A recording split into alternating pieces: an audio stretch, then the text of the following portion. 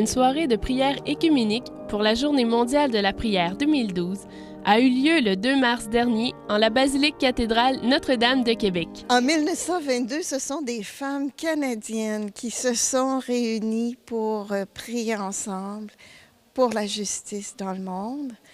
Et ça s'est répandu à travers le monde. C'est sous le thème « Que prévale la justice » que se sont rassemblées différentes confessions chrétiennes afin de prier pour les femmes du monde. L'écuménisme, c'est pas seulement le soir où on prie ensemble 1 ou 2 fois dans l'année, c'est aussi dans nos rencontres de préparation. Des liens d'amitié se créent entre nous et c'est bon de pouvoir les partager avec les autres gens qui viennent 1 ou 2 fois par année.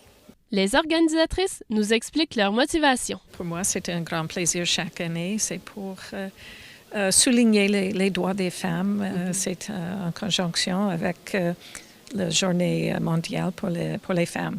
Cette année, ce sont les femmes de la Malaisie qui ont été au cœur de la prière qui s'est déroulée dans les 2 langues. Nous prions pour toutes les victimes sans voix de l'oppression et de la violence, pour les victimes d'inégalités et d'abus, pour les victimes de pratiques culturelles injustes et discriminatoires, pour les victimes de pratiques juridiques religieuses. Jésus, qui a subi l'injustice pour nous, entend notre prière. Les participants nous partagent les fruits de la rencontre. Bien, moi, je pense que les rencontres comme ça, interconfessionnelles,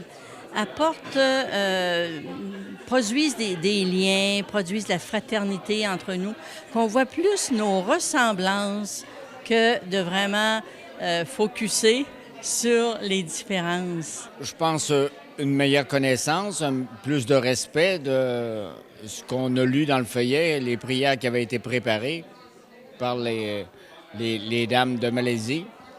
Et aussi la fraternité derrière. C'est une occasion de revoir des gens des autres églises qu'on voit 1 fois ou 2 dans l'année.